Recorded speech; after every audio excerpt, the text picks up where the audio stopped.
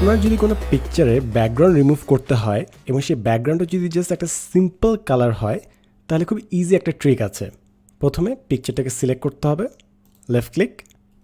Select করার পর উপরে বাম পাশে দেখবেন ফরম্যাট নামে একটা ট্যাব আছে, পিকচার টুলস, সেটা সিলেক্ট করেন। তারপর উপরে বাম পাশে কালার নামে একটি অপশান আছে, সেটাতে ক্লিক করুন।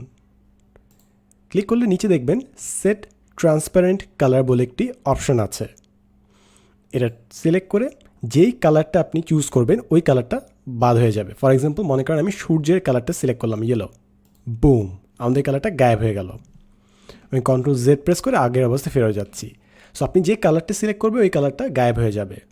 ফর এক্সাম্পল আবার যাই, কালার, সেট ট্রান্সপারেন্ট কালার, এরপর আমি ব্যাকগ্রাউন্ডের কালারটা চুজ করছি, 3, 2, 1, বুম, এবং ব্যাকগ্রাউন্ডের কালার গায়েব হয়ে গেল। সো এতে হচ্ছে কি আপনি জাস্ট একটা ট্রান্সপারেন্ট পিকচার পেয়ে যাচ্ছেন। সো ওইটা পিছে চাইলে আপনি যে কোনো কিছু দিতে পারেন। অ্যাজ ইউ ক্যান সি আমরা চাইলে এখন ডিফারেন্ট একটা শেপ ওর পিছে দিয়ে দিতে পারি, এবং আমি যদি মাঝখান বরাবর বসে তাহলে দেখতেই পাচ্ছেন যেটা সম্পূর্ণ ট্রান্সপারেন্ট একটা ছবি হিসেবে আমরা পেয়ে গেলাম। এই ফিচারটা তখনই কাজ করবে যখন ব্যাকগ্রাউন্ডটা জাস্ট একটা সিম্পল কালার হবে, প্লেন কালার, কোনো গ্রেডিয়েন্ট, কোনো ইফেক্ট কিছু থাকবে না, এবং পিকচারটা যখন এইচডি কালার হবে। আরও কমপ্লিকেটেড ব্যাকগ্রাউন্ড রিমুভের জন্য আলাদা একটি টুল আছে, যেটা হচ্ছে আপনার ফরম্যাটের আন্ডারে আপনি রিমুভ ব্যাকগ্রাউন্ড হিসেবে পাবেন, বাট সেটার জন্য আলাদা ভিডিও। এই ভিডিওতে এতটুকুই। আমি সাদমান সাদিক, দেখাবেন নেক্সট এপিসোডে, and as always thanks for watching.